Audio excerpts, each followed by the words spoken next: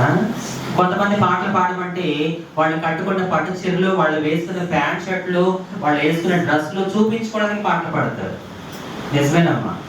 నేను నన్ను మళ్ళీ పిలవకపోయినా పర్వాలేదు. ఒక విషయం గుర్తుపెట్టుకోండి, మనుషుల్ని సంతోష పెట్టేవారు దేవుణ్ణి సంతోష పెట్టలేరు. హల్లెలూయా. మీరు దేవుడి కోసం చేసే ప్రతి పని మనుషుల్ని సంతోష పెట్టే విధంగా ఉందా, దేవుడిని సంతోష పెట్టే విధంగా ఉందా అని ఒక్కసారి మిమ్మల్ని మీరు పరీక్షించుకోండి. దేవుడు ఆ బిడ్డ ద్వారా చెప్పే మాట ఒకటి, దేవుడి కోసం వాడబడాలి అనే తపన ఉంటే చాలు, ఆయనకి కుల భేదము లింగ భేదము లేదు అని నిరూపించాడు. హల్లెలూయా. తపన ఉంటే చాలు, దేవుడు ఎవరినైనా తప్పకుండా వాడుకుంటాడు. కొట్టాలి గట్లా చెప్పడం.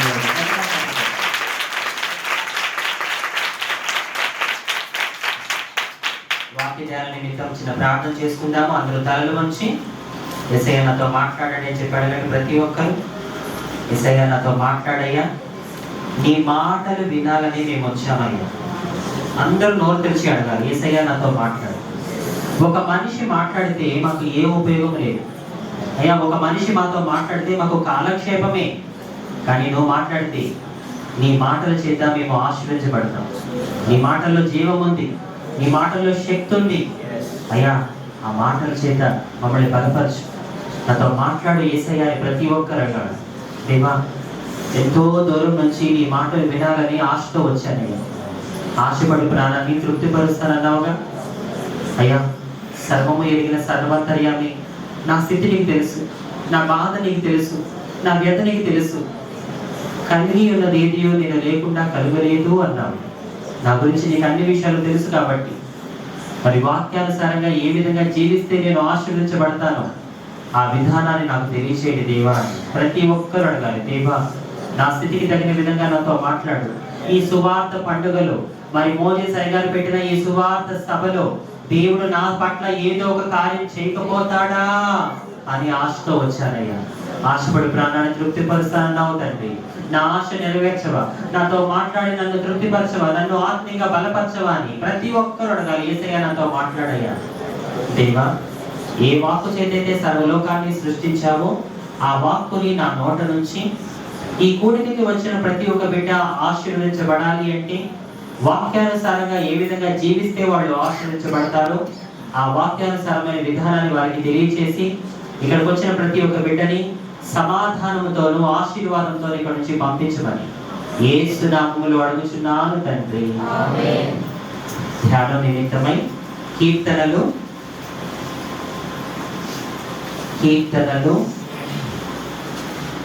119వ కీర్తన, కీర్తనలు 119వ కీర్తన 71వ వచనం. నేను నీ కట్టడలను నేర్చుకొనున్నట్లు శ్రమ నొంది ఉండుట నాకు మేలాయెను. శ్రమ నొంది ఉండుట నాకు, శ్రమ కలుగుట నాకు. శ్రమలు మనకి ఏం చేస్తాయంటమ్మా? అమ్మ చెప్పాలి. శ్రమలు మనకి ఏం చేస్తాయి? మరి ఎందుకు ఏడుస్తున్నావు?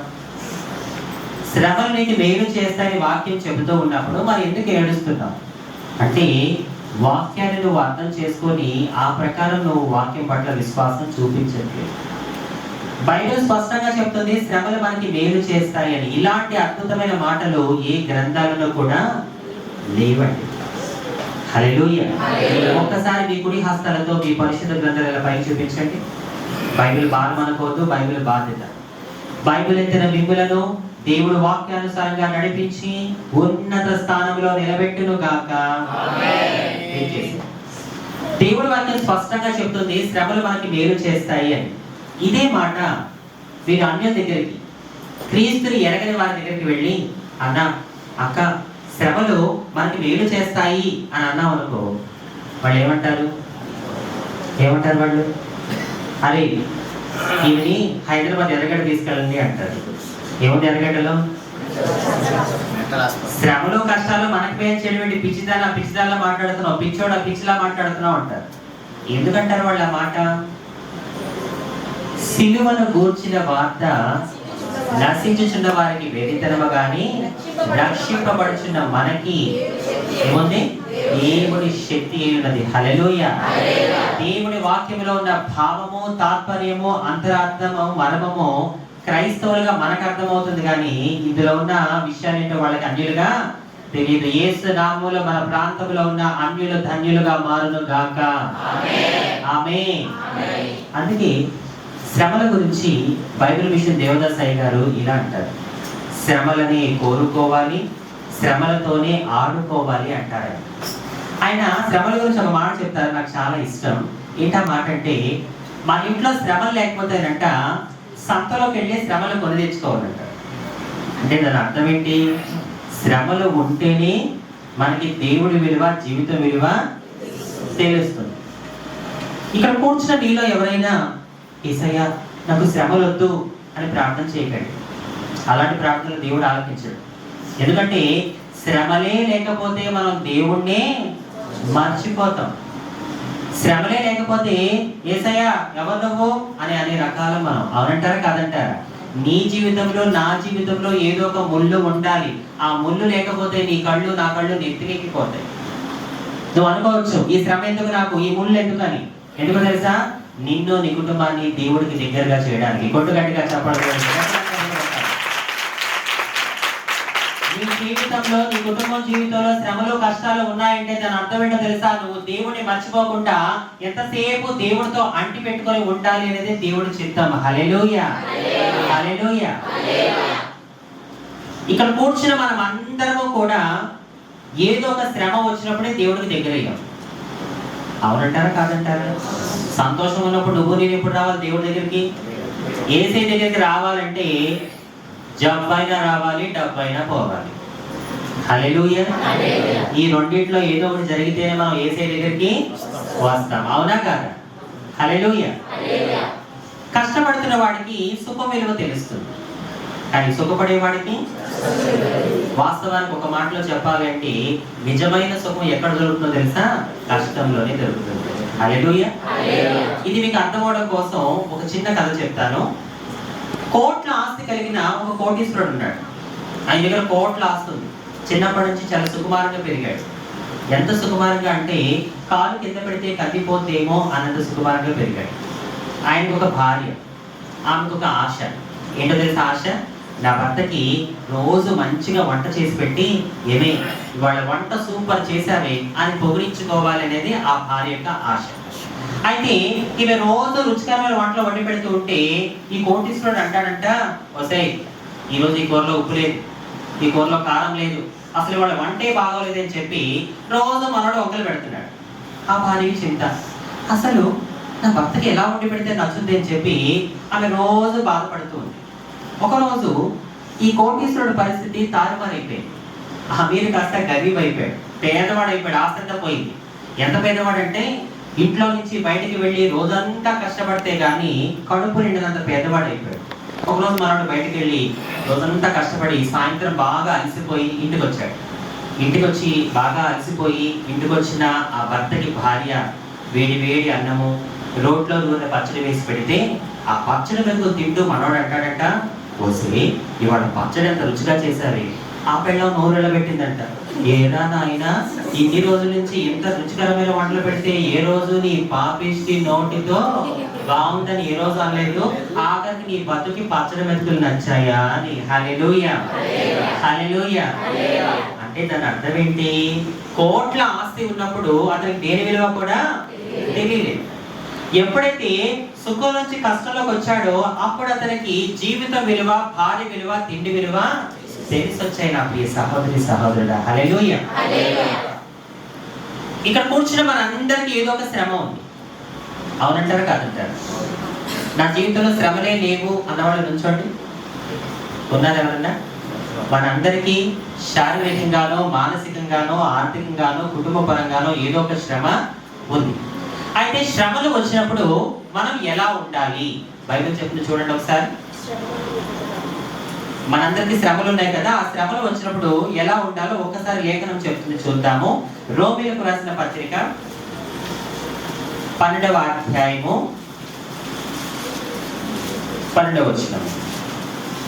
నిరీక్షణ గలవారై సంతోషించుచు శ్రమయందు ఓర్పు గలవారై. శ్రమ వచ్చినప్పుడు ఎలా ఉండాలంట? ఓర్పుగా ఉండాలంట. హల్లెలూయా. ఒక విషయం చెప్తున్నాను వినండి. క్రైస్తవుడని చెప్పుకోవడం వేరు, క్రైస్తవుడిలా బ్రతకడం వేరు. రెండింటికి చాలా తేడా ఉంది. ఇక్కడ కూర్చున్న మీలో కొంతమంది క్రైస్తవులమని చెప్పుకుంటున్నారు, కొంతమంది క్రైస్తవులుగా బ్రతుకుతున్నారు. క్రైస్తవుడని చెప్పుకునే వాళ్ళు ఓపికగా ఉండలేరు, క్రైస్తవులుగా బ్రతికే వాళ్ళు ఖచ్చితంగా ఓపికగా ఉంటారు. మీకు ఒక విషయం తెలుసా అండి, మనిషి తన ఆలోచనలో కూడా సుఖాన్ని కోరుకుంటాడు తప్ప శ్రమని కోరుకోడు. ఎలాగో తెలుసా, బైబిల్లో ఒక మాట ఉంది, శోధించబడిన మీదట నేను శోధించబడిన మీదట సువర్ణంగా మారుతాను. సువర్ణం వైపే చూస్తున్నావు, సువర్ణాన్ని ఆలోచిస్తున్నావు. అలా ఎందుకు అనుకోవాలి? నేను సువర్ణంగా మారాలి అంటే, నా జీవితం సువర్ణంగా మారాలి అంటే ఖచ్చితంగా నేను శ్రమల చేత శోధించబడాల్సిందే అనే విధంగా ఎందుకు ఆలోచించు? ఫర్ ఎగ్జాంపుల్కి మనం అందరం వంట చేస్తాం. వంట చేసినప్పుడు తాలింపులు వేస్తాం. ఆ తాలింపుల్లో ముఖ్యంగా ఆవాలు వేస్తాం. ఆవాల రుచి వంటకు ముందు ఎలా ఉంటుంది? ఏమా వంట చేయదా ఇప్పుడు? స్విగ్గీ జొమాటో బ్యాచ్ ఏంటి? హల్లెలూయా. ఆవాల రుచి వంటకు ముందు ఎలా ఉంటుంది? చేదుగా. వండిన తర్వాత రుచికరంగా మారుతుంది. అంటే చేదుగా ఉన్న ఆవాలు రుచికరంగా మారాలి అంటే ఖచ్చితంగా ఆవాలు నూనెలో వేయించబడాలి, కూరలో ఉడికించబడాలి. అలాగే నీ జీవితం సువర్ణంగా మారాలి అంటే ఖచ్చితంగా నువ్వు శ్రమల చేత శోధించబడాల్సిందే. కొట్టు గట్టిగా చెప్పండి.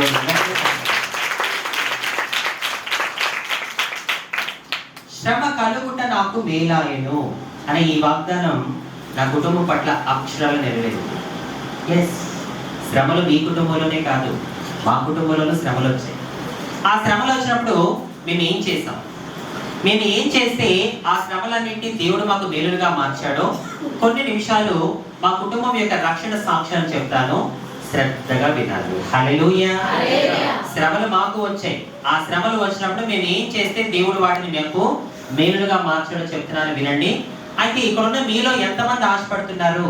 అంజలమ్మ, నువ్వు చెప్పినట్టుగా నా జీవితంలో శ్రమలు ఉన్నాయి, నా కుటుంబంలో శ్రమలు ఉన్నాయి, ఆ శ్రమలన్నీ నాకు నా కుటుంబానికి మేలుగా మారాలని చెప్పి నేను ఆశపడుతున్నానమ్మా అన్నవాడు ఒకసారి చేయి చూపించండి. ఎంతమంది కోరుకుంటున్నారు?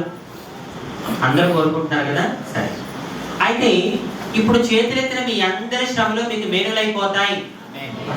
ఆమెనా? ఇప్పుడేగా వద్దన్నారు. శ్రమలు ఉంటే మనం ఉంటే, లేకపోతే మనం ఏం చేస్తాం?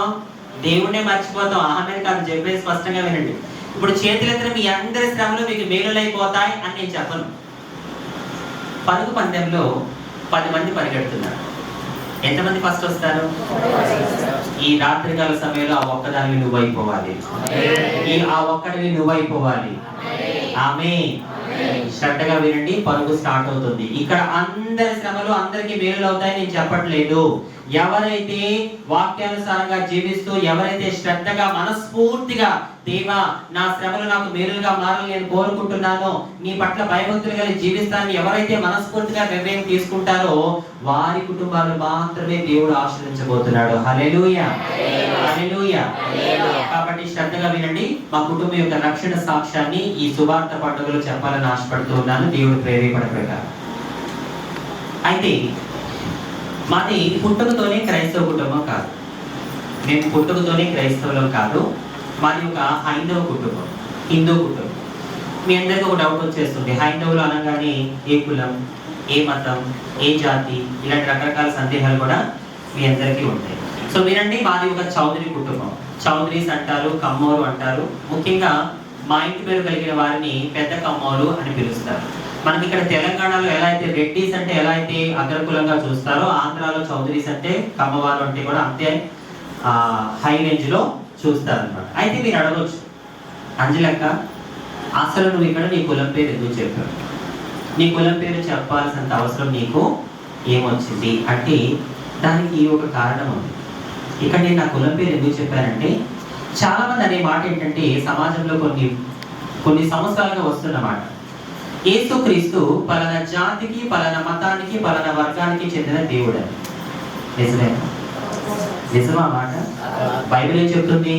యేసుక్రీస్తు కొందరు కాదు, యేసుక్రీస్తు దానికి ప్రభుని బైబిల్ చెప్తుంది. సో మన యేసయ్యకి మీ కులంతోనూ, మతంతోనూ, రంగుతోనూ, భాషతోనూ, స్థితిగతులతోనూ సంబంధం లేదు. అంతకుముందు ఒకసారి నేను వాట్సాప్లో ఒక మెసేజ్ చదివాను. చదివి నాలో నేనే చాలా నవ్వుకున్నాను. ఏంటా మెసేజ్ అంటే, మన భారతదేశంలో కులాలు అనే భేదం లేకుండా అందరికీ సమానంగా దక్కింది ఏంటో తెలుసా? కరోనా. ఏంటి? నిజమే కదా. కరోనాకి ఏమైనా కులమత భేదాలు ఉన్నాయా? వీడు చౌదరి, రెడ్డి, నాయుడు, దళితులు ఏమైనా చూసిందా? వీళ్ళది సొంత ఇల్లు, వీళ్ళది అత్త ఇల్లు చూసిందా? వీళ్ళు అందంగా ఉన్నవాళ్ళు, వీళ్ళు అందంగా లేని వాళ్ళు చూసిందా? అందరిని అది తీసుకొని వెళ్ళి. అందుకే అంటారు నా ప్రియ సహోదరి సహోదరుడా, మన యేసయ్య వచ్చింది మన కులాల్ని మతాల్ని మార్చడానికి కాదు, మన బ్రతుకులను మార్చడానికి వచ్చాడు. గొప్ప చెప్పండి.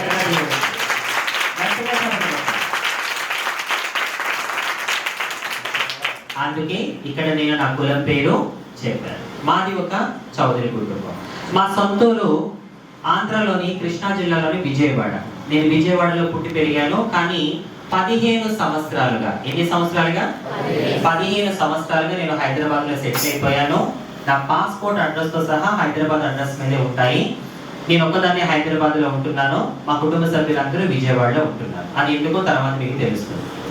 అలా విజయవాడలో ఒక చౌదరి కుటుంబంలో పుట్టి పెరిగాను. మా నాన్నగారి పేరు కళ్యాణం బాలకోటేశ్వరరావు చౌదరి గారు.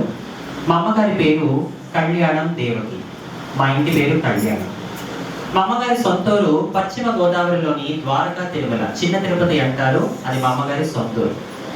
ఆ చిన్న తిరుపతి గుడి ముందు మా అమ్మమ్మ తాతయ్య ఇడ్లీలు దోశలు వ్యాపారం చేసుకునేవారు. అది వారి జీవనోపాధి. గుడిలో ఉండే పంతులు గారు, ఆయన పేరు కృష్ణమాచార్యులు. ఇప్పుడు ఆయన లేరు. ఐ థింక్ మేబీ నాకు తెలిసినంత వరకు ఇప్పుడు ఆయన కొడుకులు కానీ ఆయన మనవాళ్ళు కానీ ఇప్పుడు అక్కడ పూజారుగా పనిచేస్తూ ఉంటారు. కావాలంటే మీరు వెళ్ళి అడగవచ్చు. ఈ గుడిలో పనిచేసే కృష్ణమాచార్యులు అనే పంతులు గారికి అమ్మమ్మకి తాతయ్యకి చాలా సన్నిహితం. ఒక కుటుంబ సభ్యుల్లో కలిసిమెలిసి ఉంటారు. ఎందుకంటే తెల్లారగానే గుడి ముందు వీళ్ళు వ్యాపారం చేసుకోవాలి, గుడిలో ఆయన పూజారిగా పనిచేయాలి. అయితే మా అమ్మగారు చిన్న వయసులోనే మా అమ్మమ్మ తాతయ్య కాలం గడించారు, మరణించారు. కృష్ణమాచార్యులు అనే పంతులు గారు, అయ్యో నా కళ్ళ ముందు పుట్టిన పిల్ల, చిన్నప్పటి నుంచి నాకు బాగా తెలుసు, అమ్మ నాన్న ఇద్దరు చనిపోయారు, పిల్ల అనాథ అయిపోతుంది అని చెప్పి అమ్మమ్మ తాతయ్య చనిపోయిన తర్వాత ఆ పంతులు గారు మా అమ్మగారిని చేరదీసి పెంచుకోవడం జరిగింది.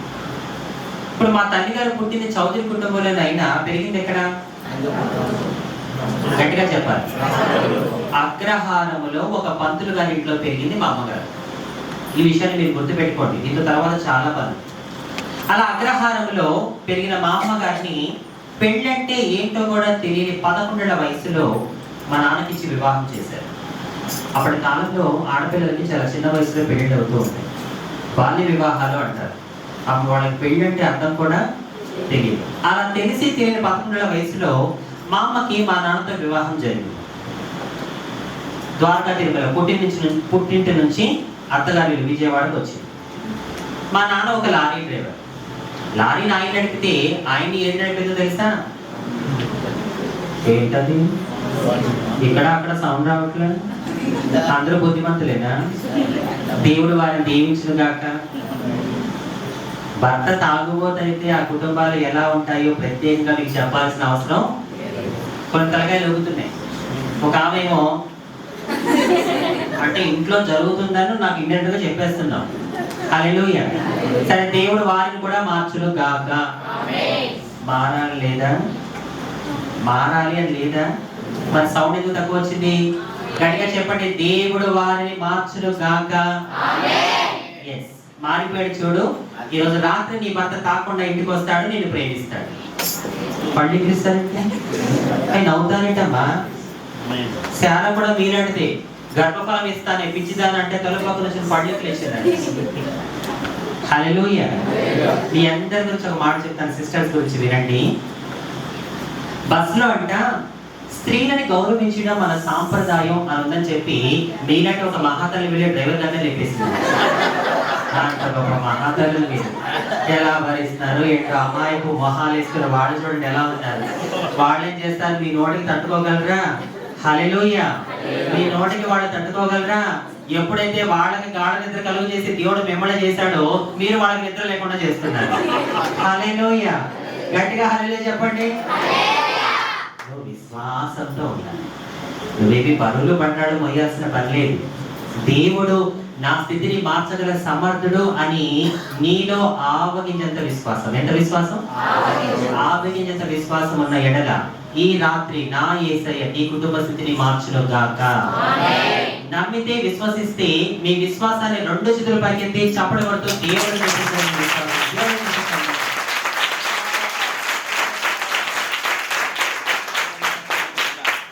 నువ్వు విశ్వాసంతో నిలబడినప్పుడు హన్నాని గెలిపించిన దేవుడు నిన్ను కూడా గెలిపించును గాక.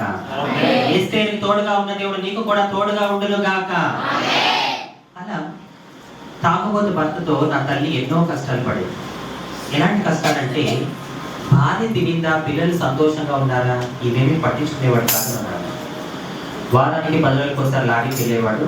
లారీకి వెళ్ళొచ్చి మా అమ్మకి డబ్బులు ఇవ్వాల్సి పోయి మా అమ్మ దగ్గర డబ్బులు లాక్కొని వెళ్తూ ఉండేవాడు. అలా రోజులు, నెలలు, సంవత్సరాలు గడిచిపోయాయి. ఎన్నో కష్టాల మధ్యలో నా తల్లి 5 సంతానానికి జన్మనిచ్చింది. మేము మొత్తం 5. ఫస్ట్ అక్క పుట్టింది, అక్క తర్వాత 3 అన్నయ్యలు, 3 అన్నయ్యల తర్వాత నేనే మా ఫ్యామిలీలో అందరికన్నా చిన్న. అయితే ఇంకొకటి, మా ఫ్యామిలీలో నేను మాత్రమే ఒక హిజ్రాగా పుట్టాను. మా ఇంట్లో అందరూ కూడా మీలాగే సంపూర్ణ జీవితం కలిగిన స్త్రీలు, పురుషులు. ఆ విషయాన్ని మీరు గ్రహించాలి, అర్థం చేసుకోవాలి. చెప్పండి, ప్రతి ఒక్క మనిషి జీవితం ఏ విధంగా మొదలవుతుందో, ఏ విధంగా సమాప్తం అవుతుందో ఎవరికైనా తెలుసా? ప్రతి కథకి ఒక మొదలు అనేది ఉంటే ముగింపు కూడా ఖచ్చితంగా ఉంటుంది.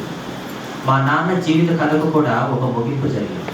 కానీ ఆ ముగింపు ఎంత భయంకరం అంటే, ఆయనకున్న తాగుడు అలవాటుకి ఒకరోజు ఒక భయంకరమైన రోగం వచ్చేసింది. అదేలాంటి రోగం? ఆగకుండా ఒకటే దగ్గు. తగ్గిన ప్రతిసారి నోటి నుంచి భయంకరంగా రక్తం కారుతూ ఉండేది. అప్పటి కాలంలో అలాంటి రోగాలకి ఏ హాస్పిటల్లో మందులు. ఇది జరిగి దాదాపు 30 ఏళ్ళు అవుతుంది. ప్రస్తుతం ఆ రోగాన్ని ఏమంటారు తెలుసా? టీవీ. ఏమంటారు? క్షయ. ప్రజెంట్ టీవీకి మెడిసిన్ ఉంది, కానీ అప్పట్లో మందులు లేవు. మా అమ్మ మా నాన్నని హాస్పిటల్ తీసుకెళ్తే, ఏమ్మా ఎన్నిసార్లు చెప్పాలి, ఇలాంటి రోగాలకు మా హాస్పిటల్లో మందులు లేవు, నేను చెప్పాను కదా, ఎంత అసహ్యంగా తగ్గుతున్నాడు, తగ్గిన ప్రతిసారి ఎంత భయంకరంగా రక్తం కక్కుతున్నాడు, తీసుకెళ్ళి ముందు ఇక్కడ నుంచి. ఎవరంటున్నారు? హాస్పిటల్లో డాక్టర్ అంటున్న మాట. భర్త ఎంత నీచుడైనా, భర్త ఎంత తాగుబోతైనా ప్రతి భార్య కోరుకునేది ఒకటే, నా భర్త నా కళ్ళ ముందు సంతోషంగా ఉంటే చాలు. అదే నమ్మకంతో, విశ్వాసంతో ప్రతి హాస్పిటల్ తిప్పుతుంది. ఏదైనా ఒక హాస్పిటల్లో నా భర్తకి ట్రీట్మెంట్ దొరకకపోతుందా, మంచిగా అవ్వకపోతాడా అనే నమ్మకంతో ఎన్ని హాస్పిటల్కి తీసుకెళ్ళినా డాక్టర్లు అంటున్నారు నో. తన భర్త బతకాలని తన భార్య పడుతున్న తపన చూసి కొన్ని క్షణాలలో మా నాన్న చనిపోతాడు అనగా మమ్మతో ఏమంటాడో తెలుసా? దేవుడు నాకు మంచి శిక్షే, దేవుడు నాకు మంచి శిక్షే చేశాడు. తప్పు తెలుసుకున్నాడు, కానీ లాభం ఉందా? సమయం ఉందా? నా ప్రియ సహోదరి, సహోదరుడా, కాండకల్ ప్రాంతంలో మైక్ ద్వారా ఈ నా మాటలు వింటున్న ప్రియ సహోదరి, సహోదరుడా, గుర్తుపెట్టుకో, ఈ రాత్రికాల సమయంలో దేవుడు నీతో చెప్తున్న మాట. దేవుడు మనందరికి సమయం ఇస్తాడు. ఆ సమయంలోపు నువ్వు మారావా? సరే సరే. ఆ సమయంలోపు నువ్వు మారలేదా, మన ఎండింగ్ ఎలా ఉంటుందో తెలుసా? అగ్ని ఆరదు. గట్టిగా చెప్పు, అగ్ని ఆరదు. That is ever ending. కాబట్టి దేవుడు నీకు ఇచ్చిన సమయంలోపే నువ్వు మారి చూపించాలి. ఆయన నీకు ఇచ్చిన సమయంలోపే నీ పాపాలన్నీ ఒప్పుకొని, క్రీస్తు నీ పాపాల కొరకే చనిపోయాడని మనస్ఫూర్తిగా నమ్మి, తండ్రి, కుమార, పరిశుద్ధాత్మ నామములో బాప్తిసం తీసుకొని యేసుకి నీ హృదయంలో స్థానం ఇచ్చేశాడు. ఆ సమయం అయిపోయిందా? దేవుడు కూడా ఏమీ చేయలేడు. 10 మంది కన్యకల విషయంలో జరిగింది అదే. సమయాన్ని పాటించిన 5 ఏమయ్యారు? పాటించని 5. దేవుడు కూడా టైం మెయింటైన్ చేస్తాడు, జాగ్రత్త. ఆయన చేయాలనుకుంటే చిటికలో చేయగలడు సృష్టిని, కానీ ఎన్ని రోజులు చేశాడు? 6 రోజులు సృష్టి చేసి 7వ రోజున విశ్రాంతి దినంగా. అంటే ప్రతిదానికి ఒక పద్ధతి ఉంది, ఒక టైం మెయింటింగ్ ఉంది ఆయనకు కూడా. అదే టైం మెయింటింగ్ దేవుడు నీ నుంచి కూడా ఆశిస్తున్నాడు. నీకు ఒక టైం ఇస్తాడు, ఆ టైంలోపే నువ్వు మారాలి. ఆ టైం అయిపోయిందా, నథింగ్, ఏం లేదు. దేవుడు మా నాన్నకి ఇచ్చిన సమయం కూడా అయిపోయింది. చివరికి ఏం జరిగిందో తెలుసా? మేమందరము చూస్తుండగానే మా అందరి కళ్ళ ముందే మా నాన్న మరణ వేదన అనుభవిస్తూ ప్రాణాలు విడిచాడు. Is gone. నాన్న చనిపోయాడు. అప్పుడు నా వయసు 3.5 సంవత్సరాలు. నా జీవితంలో తండ్రి ప్రేమ ఏంటో కూడా తెలియకుండా పెరిగాను. బట్ ఈరోజు నేను ఇహలోక తండ్రి ప్రేమను పొందలేకపోయినా పరలోక తండ్రి ప్రేమను పొందుకుంటున్నాను. హల్లెలూయా, హల్లెలూయా. నాన్న చనిపోయాడు, కుటుంబ భారం అమ్మ చేతిలోకి వచ్చేసింది. చదువులేదు మా అమ్మగారికి చదువులేదు. ఆమె పెళ్లి అంటే ఏంటో కూడా తెలియని 13 వయసులో పెళ్లి చేశారు. జీవితం ఏంటి, బంధాలు ఏంటి, బాధ్యతలు ఏంటి అని అర్థం చేసుకునే లోపే 5 పిల్లల చేతులు పెట్టి ఆయన గారు బయలుదేరారు. కుటుంబంలో ఆర్థికంగా, శారీరకంగా, మానసికంగా ఎన్నో ఇబ్బందులు. కానీ ఎన్ని కష్టాలు వచ్చినా మా తల్లి గారు తన 5 పిల్లల్ని పస్తులుంచేది కాదు. అదే తల్లి ప్రేమ. There is a proverb in ఇంగ్లీష్లో ఒక సామెత ఉంది. ఏంటంటే దేవుడు అన్ని చోట్ల ఉండలేక అమ్మని సృష్టించాడంట. హల్లెలూయా. ఒకసారి మీరందరూ కూడా దేవుడు మనకి ఇచ్చిన అమ్మల్ని బట్టి మనసారా చప్పట్లు కొడుతూ దేవుని పరిచయం.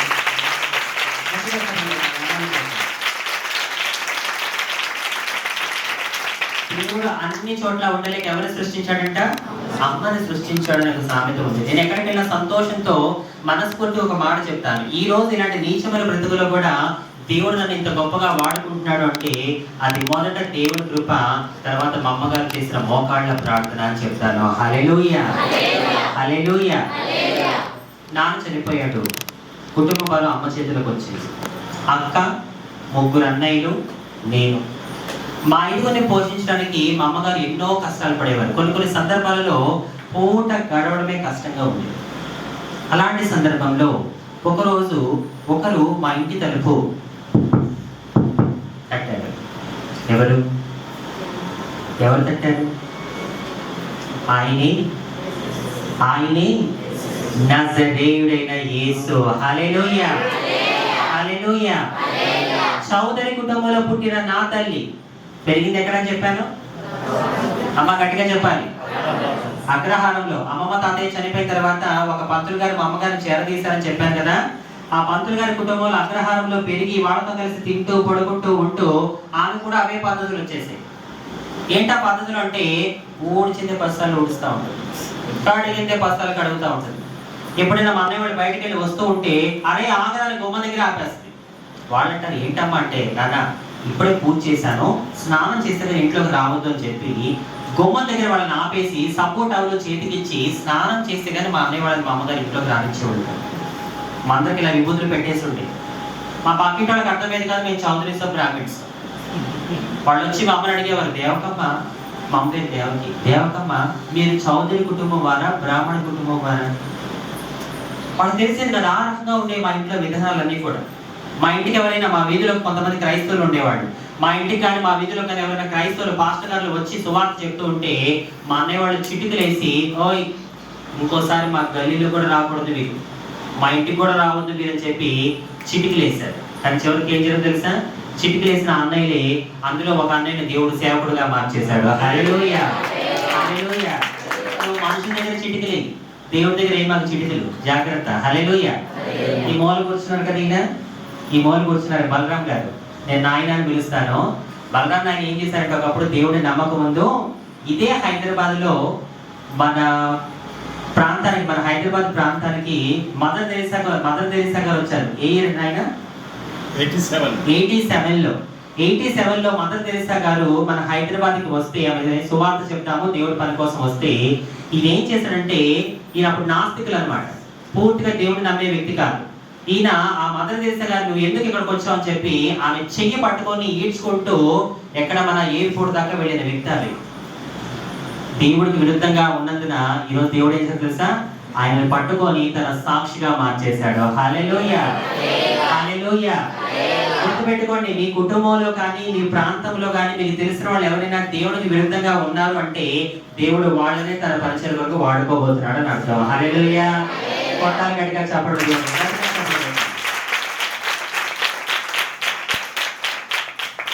సో అలా మా అమ్మగారు విగ్రహారాధన చేసేవారు. అంటే ఈ చిన్న చిన్న విషయాలన్నీ నేను మీకు పోసుకొచ్చినట్టు ఎందుకు చెప్తానంటే, అంత విగ్రహారాధన చేసిన మా తల్లి, అంత నిష్ట నియమాలు కలిగిన మా తల్లి క్రీస్తుని తన సొంత రక్షకునిగా ఎలా అంగీకరించగలిగింది? ఈరోజు నేను నా కుటుంబం రక్షించబడ్డాము అంటే అది కేవలం మా అమ్మగారి ద్వారానే. అది ఎలా సాధ్యమైంది? ఒకసారి మీరు ఆలోచించండి. 11 ఏళ్ల వయసులో పెళ్ళయింది. జీవిత విలువలు తెలుసుకునే లోపు 5 పిల్లలను చేతులు పెట్టి భర్త దూరం అయ్యాడు. భర్త లేని స్త్రీని ఈ సమాజం ఎలా చూస్తాం మనకు తెలియని విషయం కాదు. చౌదరి కుటుంబంలో పెరిగింది, చౌదరి కుటుంబంలో పుట్టింది, బ్రాహ్మణ కుటుంబంలో పెరిగింది. అగ్ర కులాలలో మనిషి కన్నా పరువుకి ఎక్కువ విలువిస్తారు, వాళ్ళ నరనరాల్లో పరువే ఉంటుంది.